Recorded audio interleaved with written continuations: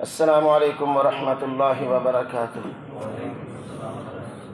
الحمد للہ رب العالمین، الصلاة والسلام علی سید الانبیاء وخاتم المرسلین وعلی آلہ وصحبہ ومن تبعہم بإحسان الی یوم الدین، اما بعد فاعوذ باللہ من الشیطان الرجیم، بسم اللہ الرحمن الرحیم۔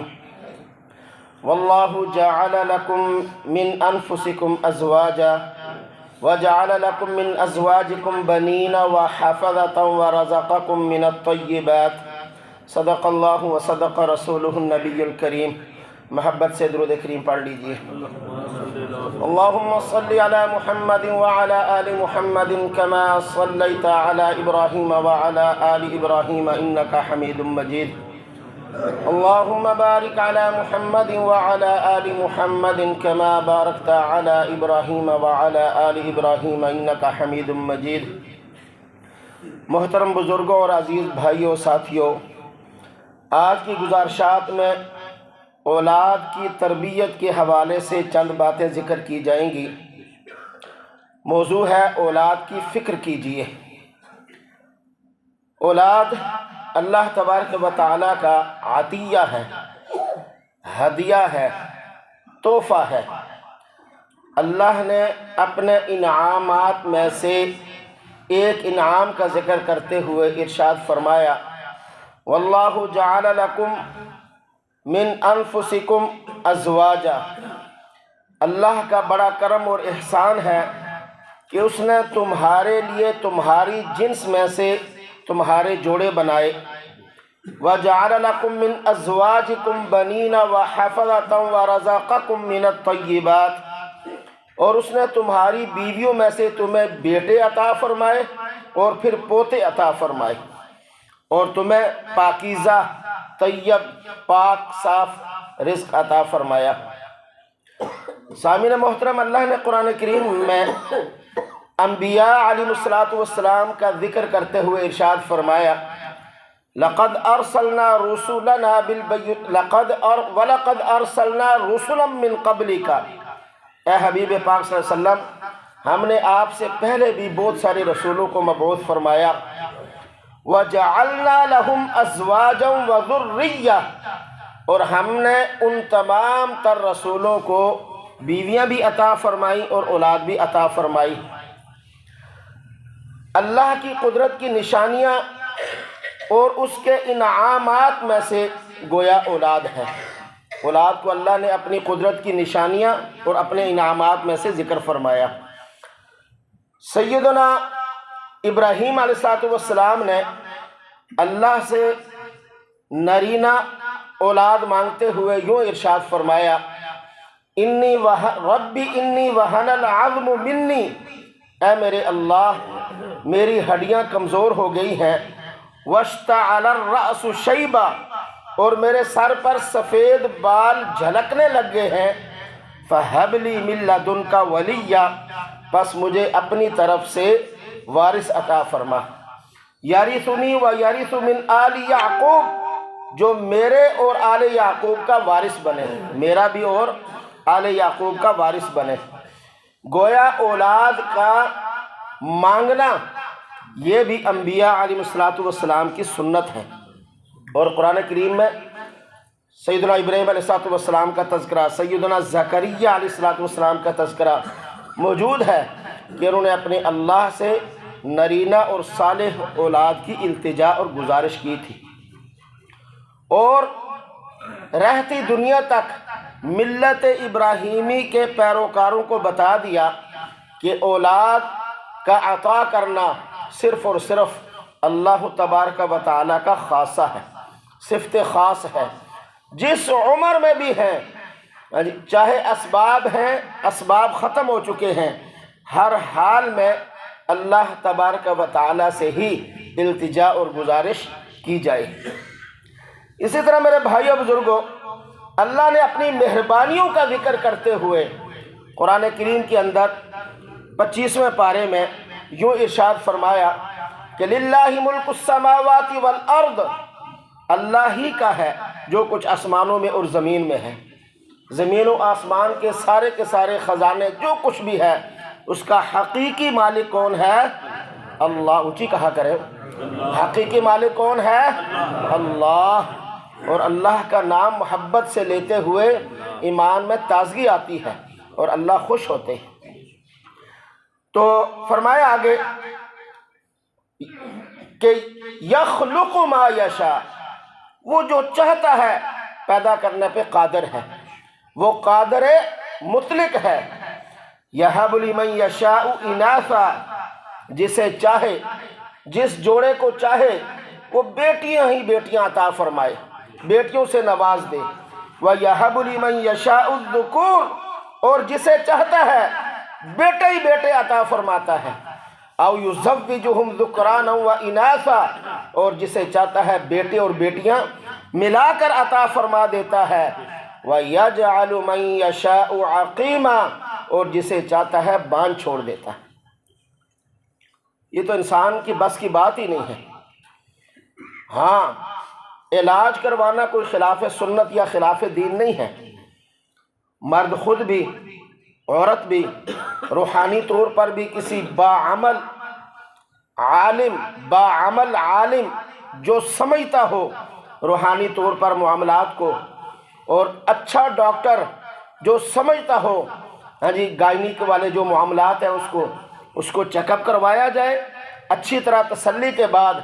اگر اللہ نے نصیب میں لکھی ہوگی تو ہوگی، اور اگر نصیب میں نہیں ہے تو یہ آیت ہمارے سامنے ہونی چاہیے،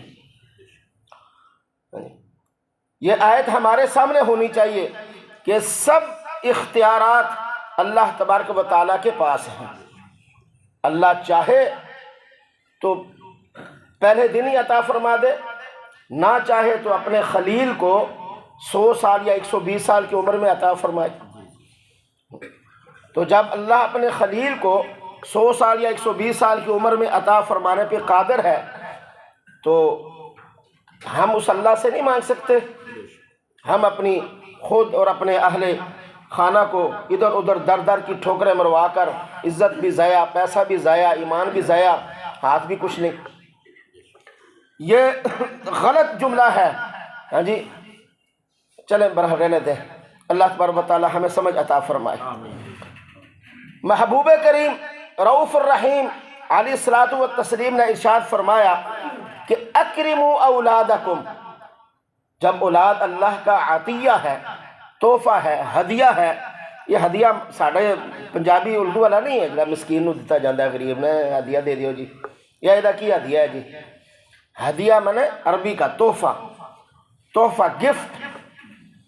تو فرمایا اکرموا اولادکم، اپنی اولاد کی قدر کرو، عزت کرو، احترام کرو، وَأَحْسِنُوا أَدَّبَهُمْ، اور ان کو تربیت ادب کے لحاظ سے بہتر دو، ان کی تربیت کرو، انہیں ادب سکھاؤ، انہیں دوسروں کا احترام کرنے کا طریقہ بتاؤ۔ فَإِنَّ أَوْلَادَكُمْ عَطِيَّةٌ إِلَيْهِ، اس لیے کہ تمہاری اولاد اللہ کا دیا ہوا عطیہ ہے، اللہ کا دیا ہوا تحفہ ہے۔ اور عقل مند، عقل و دانش رکھنے والے وہ کسی کا دیا ہوا تحفہ ضائع نہیں کرتے، شیشے کے وہ بنا کر اس کے اندر محفوظ رکھتے ہیں تا حیات، اسے ضائع نہیں ہونے دیتے۔ اسی طرح میرے بھائیوں بزرگوں، چنانچہ اللہ کے حبیب صلی اللہ علیہ وسلم نے اسے آنکھوں کی ٹھنڈک قرار دیا، بلکہ خود اللہ تبارک و تعالیٰ نے، خود اللہ نے قرآن کریم میں بیویوں کو اور بیویوں کو، شوہروں کو اور اولاد کو آنکھوں کی ٹھنڈک اور دل کا چین اور سکون قرار دیا۔ چنانچہ 19ویں پارے میں صاحبان عقل و دانش یا صاحبان ایمان کی جو صفات بیان کی گئی ہیں ایک پورے رکوع کے اندر، ان صفات میں سے ایک دعا کا تذکرہ اللہ نے فرمایا کہ جو صاحبان ایمان ہے وہ کیا کہتے ہیں اللہ سے کہ ربنا ہب لنا من ازواجنا وذریاتنا قرۃ اعین، اے اللہ ہماری اہلیہ محترمہ کو، اور اگر عورت مانگے تو ہمارے خامند کو اور ہماری اولاد کو ہماری آنکھوں کی ٹھنڈک بنا دے۔ ہمارے دل کا سکون بنا دے۔ یہ بڑی زبردست اور مجرب دعا ہے، اسے یاد کرے۔ اگر خدا نہ خواستہ کسی کی اولاد کا کوئی مسئلہ ہے تو یہ نماز میں تشہد کے اندر رب جعلنی سے پہلے درود شریف کے بعد 7 دفعہ اسے پڑھے، ربنا هب لنا من ازواجنا وذریاتنا قرۃ اعین، یہاں تک، تو انشاءاللہ اللہ پاک کرم فرمائے گا۔ اسی طرح میرے بھائیوں، ایک صحابی نے دوسرے صحابی سے کہا کہ اطلب الولد، اللہ سے اولاد مانگو، والتمسوہ، اور اولاد کو اپنے پاس بلا کر اللہ سے التماس کرو، فَإِنَّهُ ثَمَرَةُ الْقُلُوبِ وَقُرَّةُ الْأَعْيُنِ، اس لیے کہ اولاد دلوں کا پھل اور آنکھوں کی ٹھنڈک ہے۔ اللہ سے اس کی نیکی کی توفیق مانگتے رہو، اس کے اچھا ہونے کی، اس کا نیک ہونے کی التجا اللہ سے کرتے رہا کرو۔ اسی طرح میرے بھائیوں، قرآن کریم میں اللہ تبارک و تعالی نے اولاد اور مال کو دنیا کی زیب و زینت قرار دیا ہے، زینت کا سامان، خوبصورتی کا سامان۔ المال والبنون زینت الحیات الدنیا، مال اور بیٹے دنیا کی زندگی کی زینت ہیں۔ اگر صالح اولاد ہے، صالح بیٹے ہیں، حلال رزق سے کمایا ہوا مال ہے، تو یقیناً وہ انسان کی عزت و وقار میں اضافے کا سبب اور ذریعہ بنتا ہے۔ اور اگر اس کے برعکس ہے تو پھر وہ بے عزتی کا، پریشانی کا۔ اور جو شخص اپنی اولاد کو رزق حلال کھلاتا پلاتا پہناتا ہو، اس کی اولاد کبھی راہ راست سے بھٹک نہیں سکتی۔ یہ رزق حلال کی برکت ہوتی ہے۔ اسی طرح قرآن کریم میں اللہ رب العزت نے فرمایا، اعلموا، بات کو اچھی طرح جان لو، سمجھ لو، دل اور ذہن میں اتار لو، انما الحیات الدنیا لعب و لہو، کہ دنیا کی جو زندگی ہے وہ کھیل تماشا ہے، لہو و لعب ہے، وزینت، اور زینت کا سامان ہے، وتفاخر بینکم، اور ایک دوسرے پر فخر اور غرور کا سامان بھی ہے، وتکاثر فی الاموال والاولاد، اور مالوں اور اولاد میں کثرت کے اظہار کا بھی ذریعہ ہے۔ یہ ساری باتیں اس بات کو واضح کر رہی ہیں کہ اولاد اللہ کا خاص عطیہ ہے، اللہ کی طرف سے ملا ہوا خاص تحفہ ہے۔ اس لیے اس کے ساتھ ساتھ اس بات کو بھی ذہن میں رکھنا چاہیے کہ اولاد ذریعہ آزمائش بھی ہے، اولاد ایک اللہ کی طرف سے آزمائش بھی ہے۔ فرمایا اعلموا، خوب جان لو، لوگوں اس بات کو اچھی طرح سمجھ لو، انما اموالکم و اولادکم فتنہ، بے شک تمہاری مال، تمہارا اولاد تمہارے لیے آزمائش ہے۔ یہ فتنہ اردو والا نہیں ہے یار، پنجابی والا، تو بڑا فتنے باز ہے، بڑے فتنے کرد ہے، یہ نہیں ہے۔ فتنہ سے مراد ہے آزمائش، اللہ کی طرف سے آزمائش ہے۔ کیا آزمائش ہے؟ کہ تم اس اولاد کی محبت میں اللہ کی محبت کو چھوڑ دیتے ہو یا نہیں، اس مال کی کمائی میں اللہ کی محبت کو چھوڑ دیتے ہو یا نہیں۔ اگر اللہ کی محبت اور اللہ کے حبیب صلی اللہ علیہ وسلم کی محبت آگے ہے تو پھر کامیاب ہو، اور اگر وہ پیچھے ہے تو ناکام ہو۔ اس طرح آزمائش ہے۔ چنانچہ فرمایا اللہ رب العزت نے خود کہ ان من ازواجکم و اولادکم عدوا لکم، تمہاری کچھ بیویاں اور تمہاری کچھ اولاد تمہاری دشمن ہیں، تمہاری کیا ہے؟ دشمن ہے۔ فاحذروہم، ان کی چالوں سے بچتے رہو کہ وہ تمہیں اس سطح پر نہ لے آئے کہ ان کی وجہ سے تم حلال و حرام، جائز و ناجائز کے درمیان تمیز کرنا ہی بھول جاؤ۔ اولاد کے معاملے کے اندر، ازواج کے معاملے کے اندر اعتدال اور توازن برقرار رکھنے کا حکم دیا گیا۔ سب سے پہلے اللہ کی محبت، پھر اس کے حبیب پاک سرکار دو عالم صلی اللہ تعالیٰ علیہ وسلم کی محبت، پھر اس کے بعد سٹیپ بائی سٹیپ جو رشتہ جتنا قریب ہے اس سے محبت جتنا دور ہے اسی طرح کم۔ چنانچہ قرآن کریم میں اللہ نے فرمایا قل، اے حبیب پاک صلی اللہ علیہ وسلم ان لوگوں سے کہہ دیجئے، انہیں بتا دیجئے، ان کان آباؤکم اگر تمہارے باپ دادا، و ابناؤکم تمہاری اولاد پوتے نواسیاں نواسے بچے بچیاں آگے تک سارے، و اخوانکم تمہارے بہن بھائی، و ازواجکم تمہاری بیویاں اور بیویوں کے خاوند، و عشیرتکم اور تمہارے خاندان، و اموال اقترفتموہا اور تمہارا وہ مال جنہیں تم گنتی کر کر کے سیف الماریوں میں یا اکاؤنٹ کے اندر رکھتے ہو، و تجارت تخشون کسادہا اور وہ تجارت جس کے نقصان سے تم ڈرتے ہو، کساد بازاری سے ڈرتے ہو، و مساکن ترضونہا اور وہ رہنے کی جگہ جنہیں تم پسند کرتے ہو، احب الیکم من اللہ و رسولہ اگر یہ ساری چیزیں تمہیں اللہ اور اس کے رسول سے زیادہ محبوب ہیں، و جہاد فی سبیلی اللہ کے راستے میں جہاد کرنے سے زیادہ محبوب ہیں، فتربصوا پھر تم انتظار کرو، حتی یأتی اللہ بامری یہاں تک کہ تمہارے بارے میں اللہ کا حکم نہ آ جائے، یعنی تم پر عذاب نہ آ جائے، تمہاری تباہی اور بربادی نہ لکھ دی جائے، اس وقت تک کیا کرو؟ انتظار کرو۔ تو کیا معنی ہوا؟ سب سے پہلے اللہ کی محبت، اس کے حبیب پاک صلی اللہ علیہ وسلم کی محبت، پھر اولاد اور گھر والوں کی، کہ ان کی محبت میں اللہ کا حکم نہ ٹوٹے، اللہ کے حبیب صلی اللہ علیہ وسلم کی سنت نہ ٹوٹے، یہ ہے کامیابی۔ اللہ تبارک و تعالیٰ نے قرآن کریم میں فرمایا والذین آمنوا اشد حبا للہ ایمان والے اپنے اللہ سے ٹوٹ کر محبت کرتے ہیں، محبت کی انتہا ہے ایمان والوں کے دل میں اللہ کی۔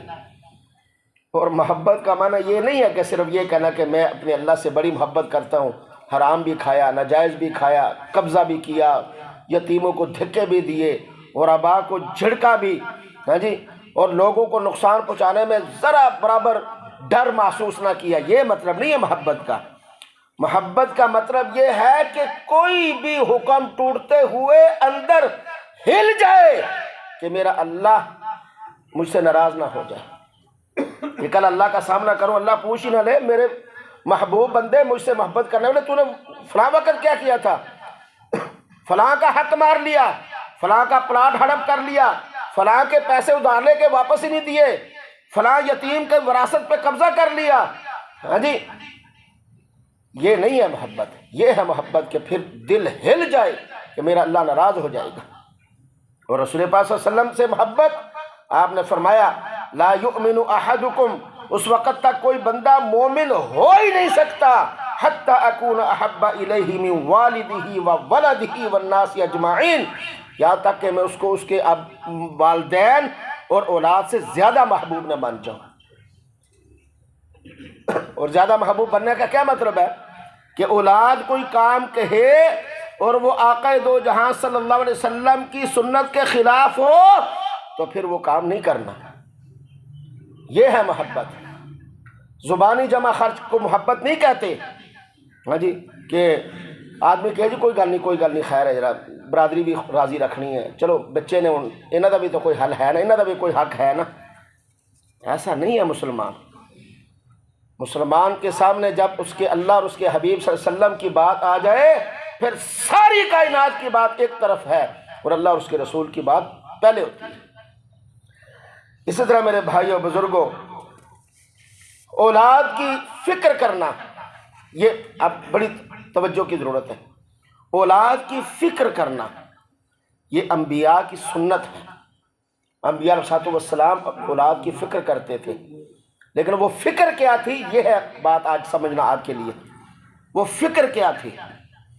وَإِذِ ابْتَلَىٰ إِبْرَاهِيمَ رَبُّهُ بِكَلِمَاتٍ جب اللہ نے ابراہیم علیہ السلام کو چند باتوں سے آزمایا، فَأَتَمَّهُنَّ اور وہ آزمائش پر پورے اترے، وہ آزمائش پر پورے اترے۔ قال تو اللہ تبارک و تعالیٰ نے فرمایا، آزمائش پر پورا اترنے کے بعد سرٹیفکیٹ جاری فرمایا اور خوشخبری دی، انی جاعلک للناس اماما کہ میں آپ کو انسانیت کی امامت عطا کرنے والا ہوں۔ آپ کو انسانیت کی امامت عطا کرنے والا ہوں. کہا کس کو؟ ابراہیم علیہ السلام کو. اور فکر اولاد کا دیکھے کہ فوراً ابراہیم علیہ السلام نے عرض کی قال ومن ذریتی، اے اللہ میرے بچوں کو بھی یہ ملے گا، یہ امامت کا منصب، ہاں جی، یہ جو مرتبہ اور مقام ہے یہ میرے بچوں کو بھی ملے گا. یہ ہے اصل فکر، اخروی فکر، دینی امامت. یہ نہیں کہ مرتے ہوئے فکر ہے او پلازا میرا کدے نہ لگے گا، او پلاٹ کدے نہ لگے گا، ہاں جی، وہ کوٹھی کڑے دے نہ لگے گی، وہ بچے فلان لگے، بچی انج ہو جائے گی، فلان دا انج ہو جائے گا، بلایا سارے بچیاں نو. یہ نہیں انبیاء علیہ السلام کا طریقہ تھا، اور نہ ہی اللہ کا پسندیدہ ہے. دنیا رزق حلال سے کما کر جتنی مرضی چھوڑ کر جائیں پسندیدہ ہے، ناپسند نہیں ہے، لیکن رزق حلال سے ہو، جائز ذرائع سے ہو، ارب ہا ڈالر ہو، ناپسندیدہ نہیں ہے. اللہ کا مال اللہ کا حکم پورا کرتے ہوئے خرچ کیا جائے، جائز ذرائع سے کمایا جائے تو پسندیدہ ہے یہ. لیکن فکر کیا ہے؟ کہ فکر یہ ہے کہ امامت کا منصب، کہ اللہ میری اولاد کو بھی ملے گا. اور اسی طریقے سے سیدنا یعقوب علیہ السلام کا بھی تذکرہ آگے آئے گا انشاءاللہ. اولاد کی فکر کہ مرنے کے بعد اولاد کہیں سیدھی راہ سے بھٹک نہ جائے، تو اپنی اولاد کی تربیت اچھی کیجئے. یہ آپ کا نام روشن کرنے کا ذریعہ اور والدین کی اخروی کامیابی کا سبب بنتا ہے. چنانچہ تربیت میں پہلی چیز کون سی ہے؟ بڑی توجہ کی ضرورت ہے. تربیت اولاد کی کیسے کرنی ہے؟ سب سے پہلی چیز ہے فطری محبت اور اولاد کے درمیان برابری. جو فطری محبت اولاد کے لیے اللہ نے دل میں رکھ دی ہے اس میں اولاد کو برابری دینا. یہ ہے پہلی تربیت اولاد کو، کہ والدین اولاد کے ساتھ محبت میں برابری کا رویہ اختیار کرے. محبوب کریم رؤوف رحیم علیہ السلام نے فرمایا ساوو بین اولادکم فی العطیہ. دیکھو باہر سے کوئی چیز اولاد کے لیے لے کر آؤ، عطیات وغیرہ، تو اولاد میں برابری کے ساتھ تقسیم کیا کرو، سب کو برابر سرابر دینے ہیں. وَلَوْ كُنْتُمْ تَفَضُّلًا أَحَدًا لَفَضَّلْتُ النِّسَاءَ. اگر میں کسی کو فوقیت دیتا بھی نا اولاد میں سے تو میں بچیوں کو فوقیت دیتا کہ ان کو زیادہ دیں. بچے اور بچوں میں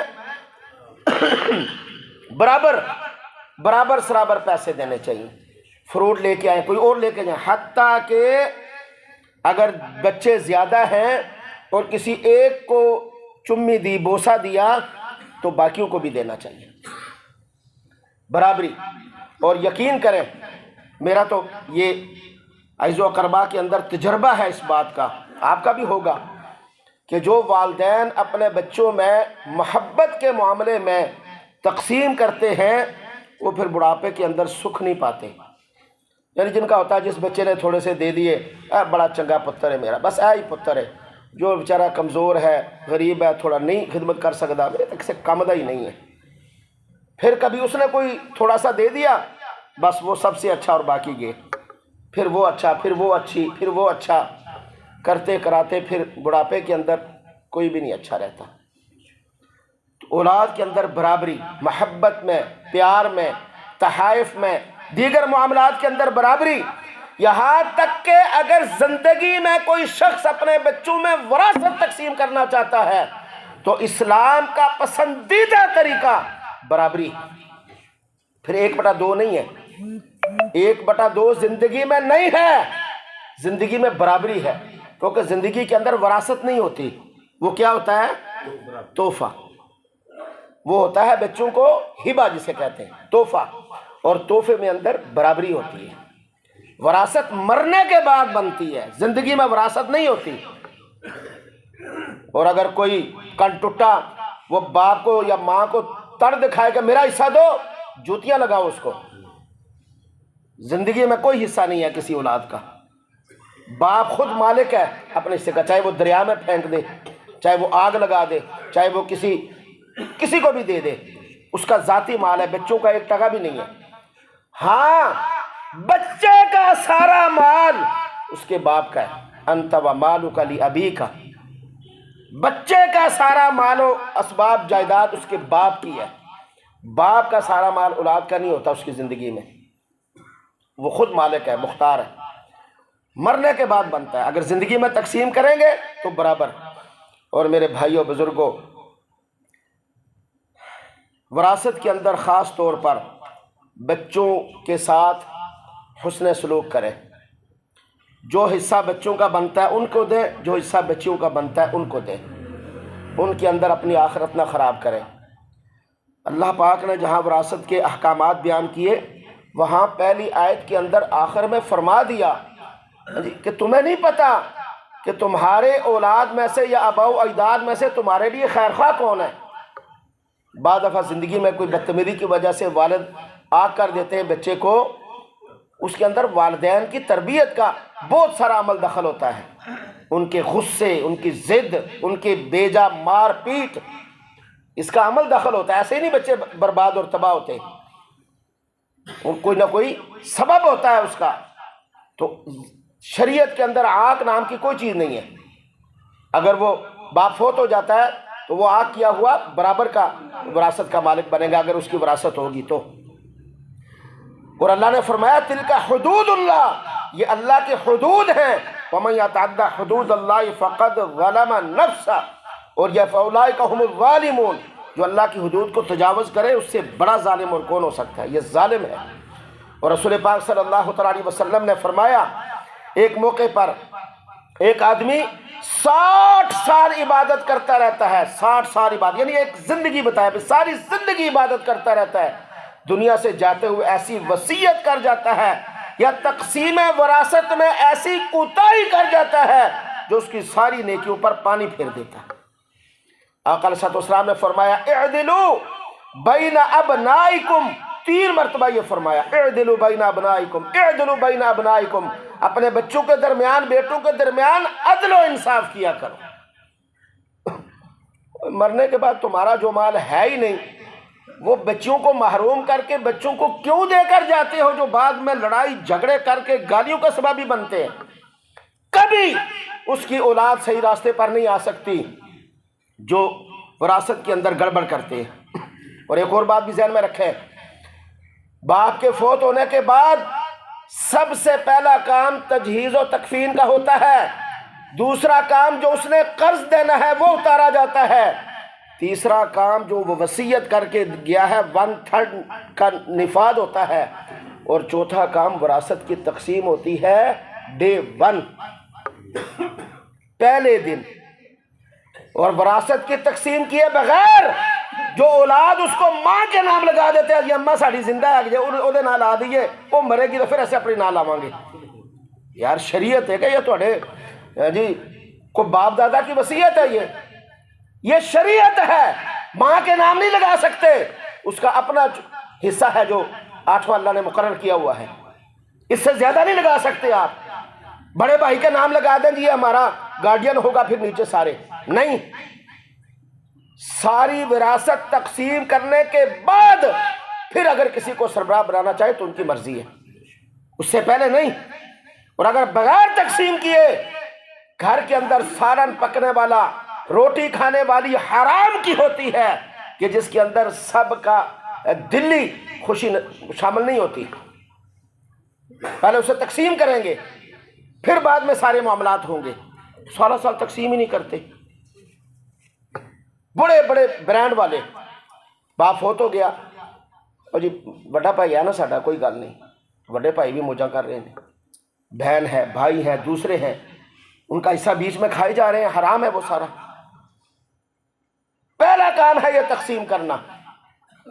اسی طرح میرے بھائیو دوسری بات تربیت کی کیا ہے کہ تربیت کے دوران سخت اور ترش رویے سے گریز کرنا، بچوں کی عزت نفس کو مجروح نہ ہونے دینا، دوسروں کے سامنے ان کی تذلیل سے احتراز کرنا، رسول پاک صلی اللہ علیہ وسلم نے فرمایا رحم اللہ والدہ، اللہ اس والد پر رحم فرمائے، اعانا ولدہ علی برہ، جو اپنی اولاد کے نیک کام میں ان کی معاونت کرتا ہے، ان کی مدد کرتا ہے۔ بچہ کو دوسروں کے سامنے ذلیل کرنے والا وہ دل کے اندر باپ کے لیے کھوٹ پیدا کر دیتا ہے، پھر وہ بچہ بدلہ لیے بغیر نہیں چھوڑتا۔ ہماری اپنی کی ہوتی ہے، ہم سمجھتے نہیں ہیں۔ ہاں جی، دوست کزن آئے، دوسرے آئے، ہاں جی امتحان میں کتنے نمبر آئے؟ ہاں جی 98 نمبر آئے۔ ساڈا تے ہاں جی خست ہو جیا، سست بیٹھا رہتا، پڑھتا نہیں ہے، سارے خرچے دیندے ہیں، ان کے سامنے اس کی بے عزتی کر دی۔ وہ دل سے کبھی نہیں یہ نکالتا۔ اس لیے دوسروں کے سامنے اپنے بچوں کو ذلیل نہ کیا کریں، رسوا نہ کیا کریں۔ کوئی بھی بات ہو گھر میں جا کر کریں، گھر تھوڑا پٹائی کریں گھر میں اکیلے میں، بچے کو برا نہیں لگے گا۔ لیکن آپ دو بندوں کے سامنے بچے کو ذرا سے بھی یوں کریں، آپ اس کے چہرے کی تاثرات دیکھا کریں، اس کے بس میں نہیں ہوتا ایک سیکنڈ میں مار دے۔ یہ ہماری اپنی کوتاہیاں ہیں، یہ شریعت کی تربیت نہیں ہے کہ دو بندے سامنے پھڑ کے چپیڑ مار دیتی، دو چار بندوں کے سامنے اس کی بے عزتی کر دی، اس کو سختی سے بولا۔ یہ نہیں ہے تربیت۔ ہر معاملے کے اندر عزت نفس کا لحاظ رکھنا یہ بنیادی چیز ہے، کہ جب میں کہوں کہ چار آدمیوں کے سامنے مجھے کوئی ذلیل و رسوا نہ کرے، تو پھر میں کیسے پسند کروں کہ میں دوسرے کو، چاہے وہ بیٹا ہو، باپ ہو، کوئی بھی ہو، دوسرے کو چار بندوں کے سامنے ذلیل و رسوا کروں؟ یہی بدلے بڑھاپے میں والدین کی طرف واپس پلٹتے ہیں، یاد رکھیں۔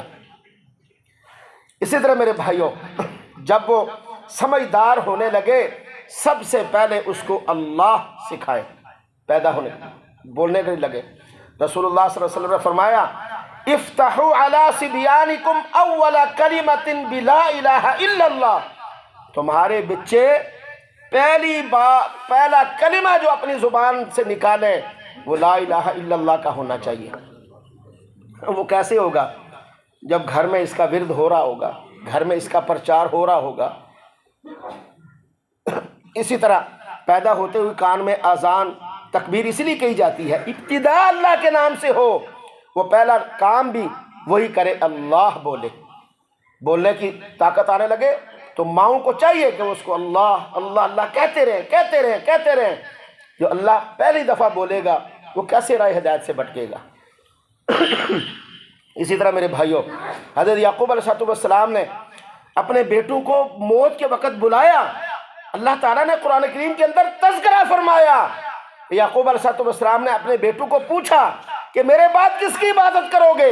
سب نے کہا تھا اے ابا جان نعبد الہک، ہم آپ کے اللہ کی عبادت کریں گے، راہ راست سے بھٹکیں گے نہیں۔ لمبی تفصیل ہے، وقت بہت ہو گیا۔ آپ کی اللہ کی عبادت کریں گے جو آپ نے ہمیں سکھایا ہے۔ یہ میرے بھائیوں، بچوں کو صحیح راہ کی ہدایت دینا یہ والدین کے لیے بہت ضروری ہے، بہت ضروری ہے۔ ورنہ کراہے کے مولوی بلا کر ان سے پڑھا کر بخشش کی ایک امید رکھنا، یہ صرف پیسے اور روٹی ضائع کرنے کے علاوہ کوئی چیز نہیں ہے۔ بچوں کو اس قابل کیوں نہیں بناتے؟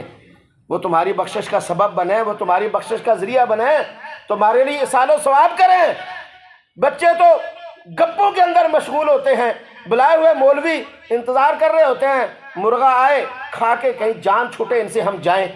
ان کو کیا پریشانی ہے بھائی؟ ان کو کیا تکلیف ہے آپ کے والد کی بخشش سے؟ آپ کو جب نہیں ہے ان کو کیا ہے؟ آپ خود صبح اٹھ کے کیوں نہیں پڑھتے آدھا پارا پارا پاؤ، اور اپنے والدین کے لیے بخشش کا سبب اور ذریعہ کیوں نہیں بنتے؟ یہ تبھی بنے گا نا جب آپ ان کو سکھائیں گے۔